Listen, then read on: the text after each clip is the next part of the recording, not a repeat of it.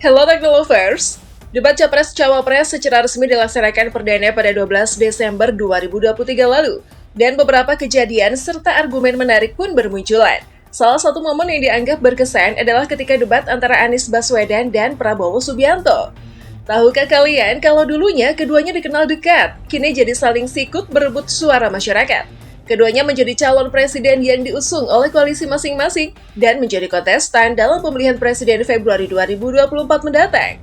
Lantas, seperti apakah lika-liku hubungan yang dimiliki Prabowo Subianto dan Anies Baswedan? Penasaran? Berikut ini akan kita ulas penjelasannya. Pendukung Anies saat jadi gubernur. Seperti yang kita ketahui bersama, kalau para kandidat calon presiden saat ini sedang saling berperang untuk memenangkan hati masyarakat, salah satunya adalah Prabowo Subianto dan Anies Baswedan. Kedua sejoli ini pernah sangat dekat, yang dimana pasang surut hubungan Prabowo dan Anies sendiri memang sudah bisa terlihat jelas. Tentu dari kalian ada yang masih ingat bukan ketika kontestasi pemilihan kepala daerah DKI Jakarta beberapa tahun silam, di mana Anies Baswedan berhasil memenangkannya. Di balik kemenangan tersebut ternyata ada nama Prabowo Subianto hadir dalam barisan pengusung Anies Baswedan melawan gubernur sebelumnya yang kembali mencalonkan diri, yakni Basuki Cahayapurnama. Terlepas dari semua dinamika yang terjadi, dukungan dari Partai Gerindra sangat kuat dan akhirnya tentu saja berhasil membawanya menjadi kepala daerah DKI Jakarta hingga masa jabatannya selesai. Kala itu menjelang dimulainya masa kampanye Pilgub DKI 2017, Prabowo mengganti foto cover akun Facebook pribadinya seperti dilihat Detikcom, Kamis 27 Oktober 2016 lalu. Di foto itu ada dirinya, Anies dan Sandiaga Uno duduk bersama. Ketiganya tampak tertawa lepas menggambarkan suasana keakraban. Kakek saya, Margono, pernah mengatakan kepada saya, Prabowo jadilah seorang pendekar, tulis mantan Danjen Kopassus ini. Pendekar sejati berbuat untuk orang banyak, berbuat untuk negaranya, tidak untuk dirinya sendiri. Perasaan pribadi tidak boleh ada, apalagi mengalahkan kepentingan yang lebih besar. Yang sudah, ya sudah. For Indonesia, the past is the past. No time for hate, no time for revenge. Sambung Prabowo mengulang pesan kakeknya itu. Dikatakan Prabowo, itulah yang menjadi prinsip yang mendasari kenapa dirinya mengajukan Anies sebagai bakal calon gubernur DKI Jakarta di Pilgub 2017. Dia yakin Anies berpasangan dengan Sandiaga Uno sebagai calon wakil gubernur akan mampu melayani warga ibu kota dengan baik. Bahkan beredar kabar kalau Prabowo Subianto pernah menggadaikan tanah pribadinya untuk mendukung Anies. Isu tersebut kemudian mencuat dan viral di media sosial pada saat Anies Baswedan yang menyinggung Prabowo Subianto memiliki tanah seluas 340 hektar pada saat debat Pilpres. Mengenai hal tersebut, Haikal Hasan Baras atau yang kerap disapa Babe Haikal membela Prabowo Subianto. Ia pun tampak menyinggung soal Prabowo yang pernah menggadaikan tanah pribadinya untuk mendukung Anies di Pilkada DKI Jakarta.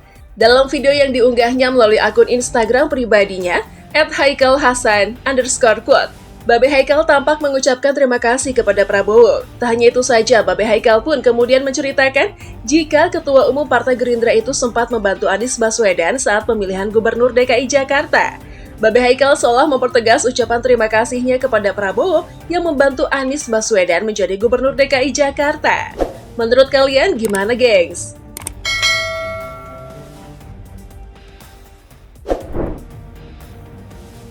Dulu serasi, kini berkompetisi. Debat yang dilakukan beberapa waktu yang lalu tersebut sekaligus jadi langkah berikutnya pada kontestasi Pilpres 2024. Pada debat tersebut, interaksi yang menyita perhatian jelas adalah antara Prabowo dan Anies. Sebab mereka yang dulunya serasi saling mendukung kini harus dipertemukan pada debat dengan posisi setara sebagai calon presiden. Kualitas keduanya jelas tidak perlu lagi diragukan karena masing-masing memiliki capaiannya sendiri. Debat calon presiden 2024 pada sesi pertama yang berlangsung pada 12 Desember 2023 berlangsung memanas, terkhususnya pada calon presiden nomor urut 2 Prabowo Subianto dan calon presiden nomor urut 1 Anies Baswedan. Kala itu sebelumnya Anies menyebutkan bahwa Prabowo tidak tahan menjadi oposisi, maka dari itu petinggi Gerindra tersebut kemudian merapat ke Presiden Joko Widodo. Seperti disampaikan Pak Prabowo tidak tahan untuk jadi oposisi. Apa yang terjadi? Beliau sendiri menyampaikan bahwa tidak berada dalam kekuasaan membuat tidak bisa berbisnis, tidak bisa berusaha, ujar Anies. Pada kesempatan selanjutnya, Prabowo membalas bahwa dirinya tidak takut akan kehilangan posisi atau jabatan. Saya tidak takut tidak punya jabatan, Mas Anies. Sorry ya, Mas Anies, kata Prabowo. Mas Anies, saya tidak punya apa-apa, saya sudah siap mati untuk negara ini, paparnya. Tak hanya debat Pilpres pertama yang memanas, ternyata debat Pilpres yang ketiga yang diselenggarakan pada 7 Januari 2024 yang bertemakan pertahanan, keamanan, hubungan internasional, dan geopolitik ini juga sempat memanas.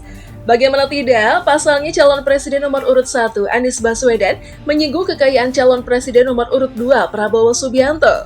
Saat itu, Anies mengungkapkan bahwa anggaran Kementerian Pertahanan di masa pemerintahan Presiden Joko Widodo telah mencapai 700 triliun rupiah.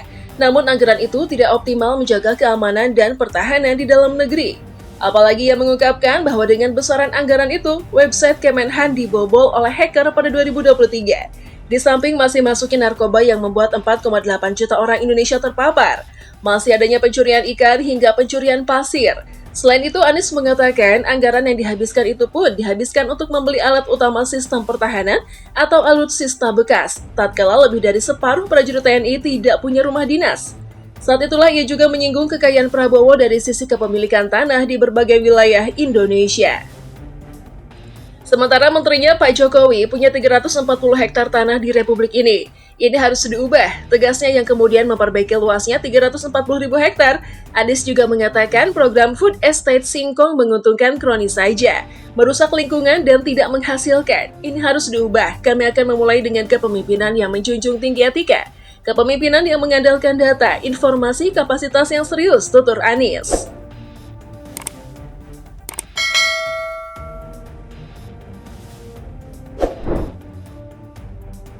Berakhir dilaporkan.